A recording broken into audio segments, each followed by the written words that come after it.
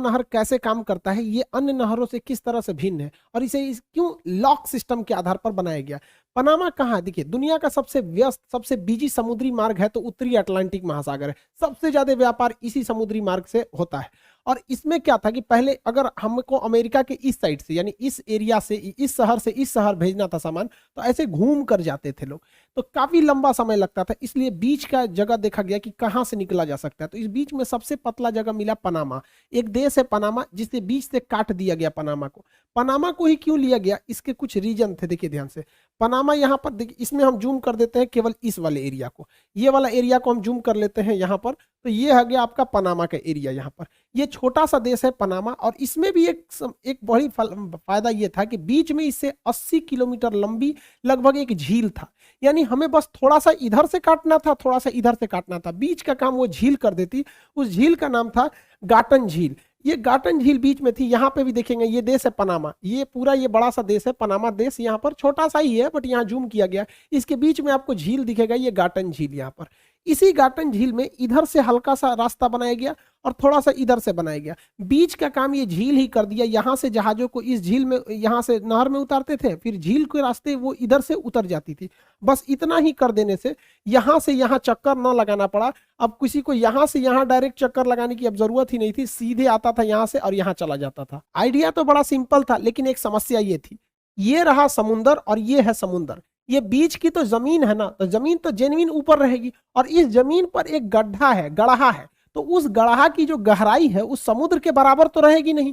तो ये बीच वाला लेवल ऊपर हो गया और समुद्र नीचे हो गया, तो इतने ऊपर जहाजों को ऊपर चढ़ाएंगे कैसे? इसलिए लॉक सिस्टम बनाया गया यहाँ पर, ताकि जहाजों को इस झील यहाँ से ऊंचाई पर उठा के चढ़ाया जा सके। शुरुआत में इंजीनियरों ने सोचा कि ये जो इधर में प्रशांत महासागर है, उधर में अटलांटिक महासागर है, और जो गाटन झील का एरिया ऊपर है, तो क्यों ना पूरा काट दिया जाए। बट पहाड़ी एरिया होने की वजह से पूरा कट नहीं पाया, इसलिए ये जो एरिया है, ये समुद्र का लेवल नीचे है, तो यहाँ पर लॉक सिस्टम बना दिया गया। देखिए, एक यहाँ फाटक है, यहाँ है, यहाँ है, यहाँ है, लॉक सिस्टम।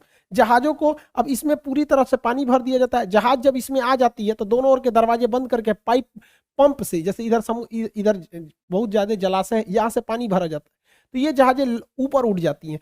तो इसे जबरदस्ती पानी भर के सी लेवल से उठाया जाता है इस लॉक के मदद से। जितना मेहनत है बस इसे लेवल से उठाने में है। एक बार इस लॉक में जहाज आ जाती है तो इसके बाद से हम लोग फिर आगे का फाटक खोल देते हैं। आगे का फाटक खोल देते हैं, पीछे का नहीं खोलते हैं, वरना लेवल बढ़ सेम हो जाएगा। फिर इसमें से इसमें पहुंचाते हैं, इसमें से इसमें पहुंचाते हैं। बस एक बार ये 3 ठो फाटक पार कर गया ना, तो आगे गाटन झील में पहुंच गया। तो गाटन झील में कोई समस्या ही नहीं, वो जहाज को ले जाने के लिए एकदम नॉर्मल है। तो जो पूरा 82 किलोमीटर का पनामा नहर है, उसमें बस शुरुआती हिस्से में ही समस्या, इधर से एंट्री कराने में, इधर से एंट्री कराने में, बीच वाले में समस्या नहीं है। जैसे समझिए कि हमको इसमें से पानी इसमें भेजना है, तो डायरेक्ट ऊपर से तो भेज ही नहीं सकते, तब कैसे भेजना है हमें? हम लोग को यहाँ से यहाँ एक कनेक्शन जोड़ देना है पाइप से। तो यहाँ से यहाँ जब हम एक कनेक्शन जोड़ देते हैं तो ये तो हो गया, आपस में जुड़ गया। अब हमें इसको पार नहीं करना है, इसी रास्ते हम इसमें से इसमें जा सकते हैं। वही काम किया गया यहाँ पर। आप इस इमेज में अच्छे से देख सकते हैं, इस साइड में अटलांटिक ओशियन है और इस साइड में पैसिफिक ओशियन है। अब इसमें देखिए आप, इसका लेवल कितना नीचे है और इसका भी लेवल नीचे है। अब समुद्र, दुनिया के जितने भी समुद्र है उन सबका लेवल बराबर होता है, लेकिन बीच की जमीन उठी हुई है, जिसमें ये आपका गाटन झील है। ये झील ही लगभग 80 किलोमीटर है, जबकि पूरी नहर की लंबाई जो है 82 किलोमीटर। यानी बस 1 किलोमीटर इधर आदमी ने मेहनत किया और 1 किलोमीटर इधर आदमी ने मेहनत किया, और इसे कई लॉक में बैठाया। जहाज को पहले इसमें रखा, पानी भर के थोड़ा उठाया, फिर इसमें से इसमें भेजा, पानी भर के उठाया, फिर इसमें, उसके बाद ये झील में आराम से पहुंचा दिया। और फिर यहाँ पे क्या किया, इसका पानी का लेवल नीचे किया, फिर इसमें लाया, नीचे करके इसमें लाया, फिर इसमें छोड़ दिया। पानी के लेवल को ऊपर और नीचे करने के लिए इन तीनों जो लॉक चेम्बर है, इन्हें आपस में पाइप द्वारा अंदर से कनेक्ट किया जाता है। देखिए, जब शिप प्रवेश करती है ब्लॉक इसके एक ब्लॉक में, तो दोनों ओर से फाटक को बंद कर दिया जाता है। फिर इसके जलस्तर को उठाने के लिए इस पंप के थ्रू पानी इसमें डाल दिया जाता है, बराबर हो गया। अब इसमें से वो शिप इसमें आएगा, फिर ये यहाँ से फाटक बंद हो जाएगा। इसके पानी को इस पंप के थ्रू इसमें भेजा जाएगा, दोनों का लेवल बराबर हो गया। अब वो इसमें आएगा। अब ये नीचे रह गया तो यहाँ से पंप से पानी इसमें चढ़ा दिया जाएगा। अब ये बराबर हो गया, अब ये क्रॉस कर जाएगा गाटन लेक में। सेम वही कंसेप्ट इसे वापस लेक से जाने के लिए किया जाता है। इसका लेवल ऊपर है तो इसे नीचे किया जाएगा, फिर दूसरे ब्लॉक सेक्शन में भेजा जाएगा, इसका लेवल ऊपर है तो अब इसे नीचे किया जाएगा, जबकि प्रवेश कराते समय ऊपर कर रहा था। उसी तरह अब जैसे ये मेन सी लेवल है, इसको बराबर करने के लिए यहां करके फिर इस गेट से इसको निकाल दिया जाएगा। इस नहर की जो लंबाई है पर लॉक की, जो लॉक चेंबर है 320 मीटर है, इसलिए 320 मीटर से ज्यादा बड़े जहाज इसमें फिट नहीं हो सकते हैं। और चौड़ाई जो है वो 34 मीटर है, तो इसमें जहाजों की साइज फिक्स होती है। तो जहाज बनाने वाली कंपनियां भी जो जहाज की चौड़ाई और लंबाई बनाती हैं, उन नहर को ध्यान में रखकर बनाती हैं कि इस नहर को क्रॉस कर जाए वो जहाज। और इस लॉक में जो पानी भरा जाता है जिससे जहाज का लेवल उठे, उसके लिए साइड साइड में रिजर्वायर बनाए गए हैं। ये लाखों लीटर पानी को रिजर्व करते हैं, बल्कि इसी में से देखिए यहाँ से मोड़ के रिजर्वायर में पानी जाने का जगह बनाया गया, और वो इसमें से इसमें पानी छोड़ देते हैं जिससे कि इसका लेवल उठ जाता है। देखिए जो फाटक होता है इसे बंद कर दिया जाता है। बंद करने के बाद दोनों ओर के फाटक के बीच में जहाज आ जाती है और उसमें बड़े मात्रा में पानी भरा जाता है, जिससे जहाज का लेवल उठ जाता है और वो आगे के ब्लॉक के बराबर हो जाता है, ताकि वो उस लेक के लेवल में बराबर आ जाए, झील के बराबर में। जब ये लेक के बाद आगे प्रवेश करता है तो इसमें फाटक होते हैं, फाटक खुल जाता है। फिर आगे वाला ये वाला जो फाटक होता है इसको खोला जाता है, इस बीच इसका जलस्तर को उठाया जाता है। फाटक को खोलकर इसे मेन लेक जो है वहां पे प्रवेश करा दिया जाता है। इतने पतले जगह में, इतने कंजस्टेड जगह में अगर जहाज अपने खुद के इंजन से चलेगा तो नहर तोड़ देगा। इसलिए इस जहाजों को इसमें लाने का काम छोटी छोटी ट्रेन के इंजन के साइज की गाड़ियों को दिया जाता है, जिनसे हम लोग म्यूल्स कहते हैं। ये म्यूल्स जो होते हैं ट्रेन के पटरी पर चलते हैं, बहुत ही पावरफुल इंजन होता है इनका, यही इन्हें खींच रहे होते हैं। यहाँ पे देखिएगा ये जब म्यूल्स है सब दोनों ओर से इसे बांध के खींचते हैं। इससे दो फायदा होता है, एक तो इन्हें थोड़ी सी स्पीड से खींच ले जाते हैं, दूसरा इन्हें बैलेंस करके रखे रहते हैं। दोनों ओर से वायर की लंबाई फिक्स रहती है, तो ना ये उधर जाता है ना ये इधर आता है। और ये जो छोटी छोटी ट्रेन के शेप में इंजन देख रहे थे यही इसे खींचती है, ये बहुत ही पावरफुल होती है। ये जो इंजन शेप में देख रहे हैं इसे म्यूल बोला जाता है, यही इसे बांध के खींच रही होती है दोनों ओर से। जो झमेला हुआ इस लॉक चेंबर को पार करने में हुआ है। देखिए यहाँ जहाज इस लॉक में फंसी हुई है, अब इसमें इधर से पानी इसमें भरा जाएगा ताकि इसका लेवल उठे, फिर इसमें फाटक खोल के इसमें ले जाया जाएगा, फिर ऐसे करके एक एक फाटक खोल के गाटन झील में उतार दिया जाएगा। यहाँ उतरा तो फिर ये तो आपसी समुंदर है, इसमें से ये इजीली निकल जाता है। शुरुआत में इस नहर को बनाने का काम फ्रांस ने लिया था, लेकिन फ्रांस थक के इसे छोड़ दिया, फिर इसे यूएस ने बनाया, क्योंकि अमेरिका के लिए यह बहुत ही ज्यादा फायदेमंद था। अमेरिका की इस कोना से इस कोना पर जाने के लिए इसे काफी लंबी दूरी तय करनी पड़ती थी, लगभग 5000 किलोमीटर का ये डिस्टेंस होता था, और इसे ट्रेवल करने में 15 दिन लगते थे। इस रास्ते से अगर ट्रेवल किया जाए तो ये 15 दिन आप जोड़ रहे हैं, तो सोचिए 15 दिन में कितना फ्यूल, कितना इसका डीजल जलेगा।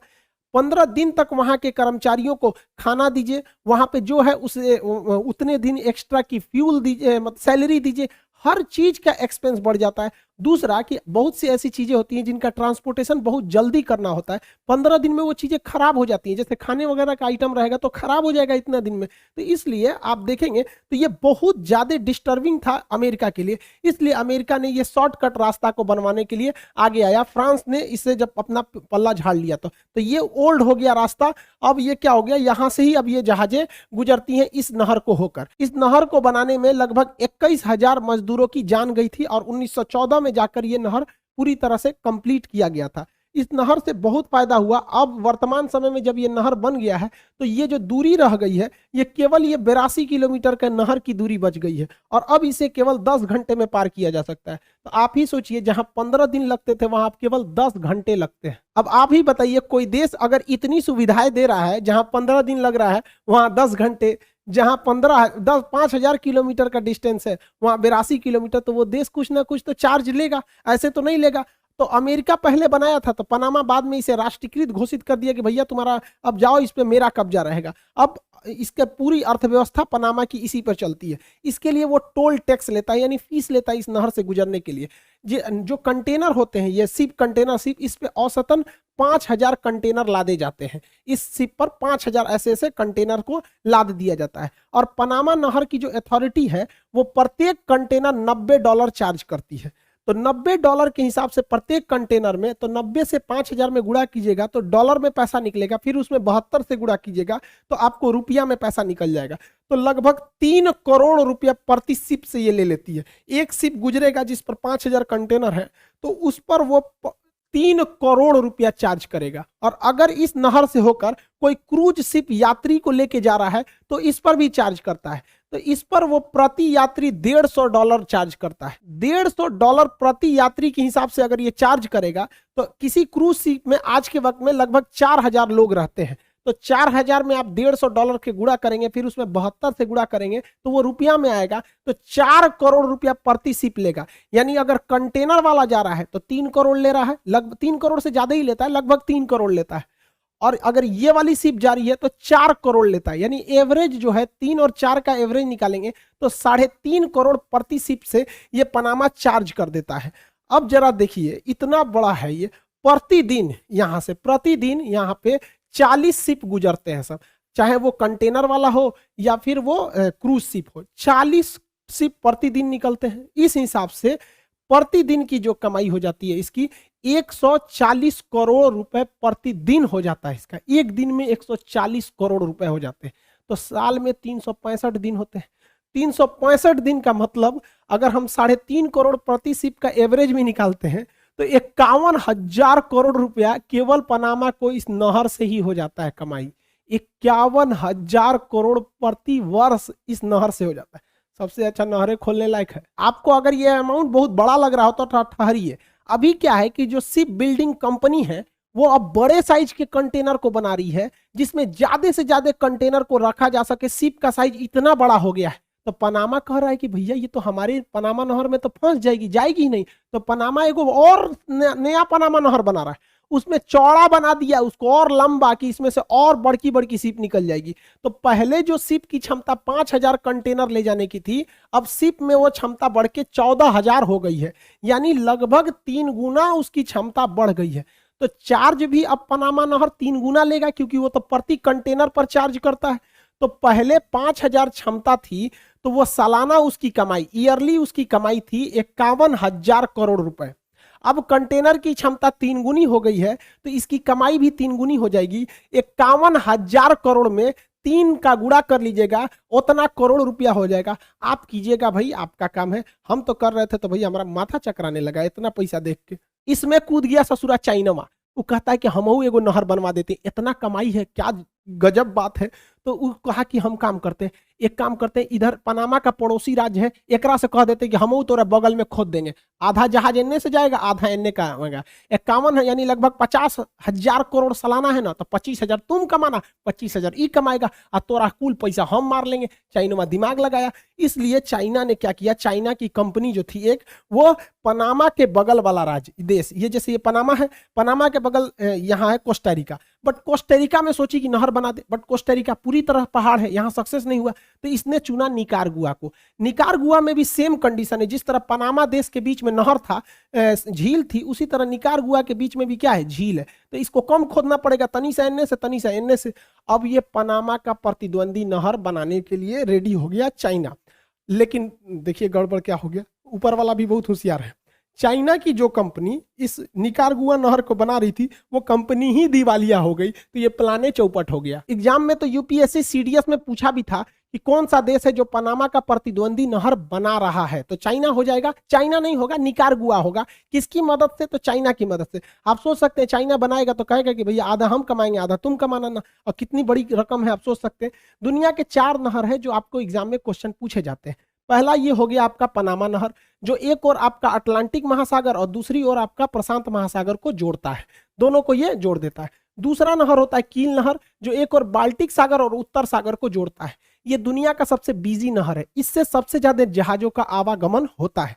ये नहर जो है वो नेचुरल नहर है, आर्टिफिशियली नहीं मानव ने खोद के उतना इसमें थोड़ा बहुत सुंदरीकरण और गहराई का काम किया है, लेकिन ये नेचुरल नहर है। जबकि ये नहर है स्वेज नहर। स्वेज नहर जोड़ती है ऊपर में लाल सागर और ये भूमध्य सागर और लाल सागर को जोड़ती है स्वेज नहर। स्वेज नहर के बन जाने से ब्रिटेन वालों को भारत तक आना बड़ा इजी हो गया था। तो ये नहर है आपकी स्वेज नहर। तो स्वेज नहर जो है ये मानव निर्मित नहर है, पनामा भी तो मानव निर्मित है। तो मानव निर्मित नहर में सबसे बिजी नहर, सबसे ज्यादा जहाजों का आवागमन स्वेज नहर से होता है। जबकि क्वेश्चन पूछेगा कि सबसे व्यस्त नहर, तो कील नहर हो जाएगा। कहेगा सबसे व्यस्त प्राकृतिक नहर तो भी कील नहर हो जाएगा। लेकिन जब तक आपसे ये ना कहे कि सबसे व्यस्त मानव निर्मित नहर कौन सा है, तब तक आप स्वेज नहर पे आंसर नहीं लगाइएगा, वरना गड़बड़ हो जाएगा आपका।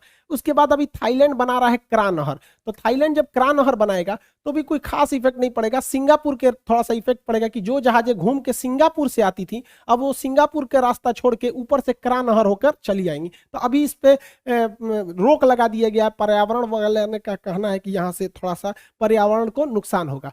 तो दुनिया के 4 प्रमुख नहर हम आपको बता दिए, पनामा नहर, कील नहर, स्वेज नहर और क्रा नहर, ये मेन नहर है। एक सू नहर है यहाँ पर अमेरिका के ग्रेट लेक्स के पास में, वहां पर। तो ये नहर है। इसमें एक बार क्वेश्चन पूछा था एसएससी में कि कौन सा नहर, इन चारों नहर को ऑप्शन में दिया था, कौन सा नहर है जो बाकी के नहरों से भिन्न है, मतलब अलग सिस्टम से है। तो इसमें केवल पनामा नहर, क्योंकि पनामा नहर की बीच की ऊंचाई जो है वो ऊंची है, इसलिए उसमें दरवाजा लगाया गया है, लॉक सिस्टम में। बाकी किसी में लॉक सिस्टम नहीं है, सीधा खुला सांड की तरह खुला, हेल जाइए, बस टोल टैक्स दीजिए, हेल जाइए। यहाँ पे एक और क्वेश्चन पूछता है कि स्वेज नहर के ऊपर साइड में यानी उत्तरी दिशा में, यानी ये भूमध्य सागर की ओर कौन सा बंदरगाह है, तो ऊपर में है पोर्ट सईद बंदरगाह और नीचे यानी लाल सागर की ओर जो बंदरगाह है उसका नाम है पोर्ट स्वेज बंदरगाह। तो आपको ये नहर वाला चीज समझ में आ गया। बाकी नहरों में उतना साइंस वाला काम नहीं था, स्वेज नहर पे विवाद था। तो इजराइल और ब्रिटेन, मिस्र से एक काफी लंबा विवाद हुआ था, तो इसको कभी अन्य वीडियो में हम स्वेज नहर के बारे में बता देंगे। आई होप आप इन नहरों को समझ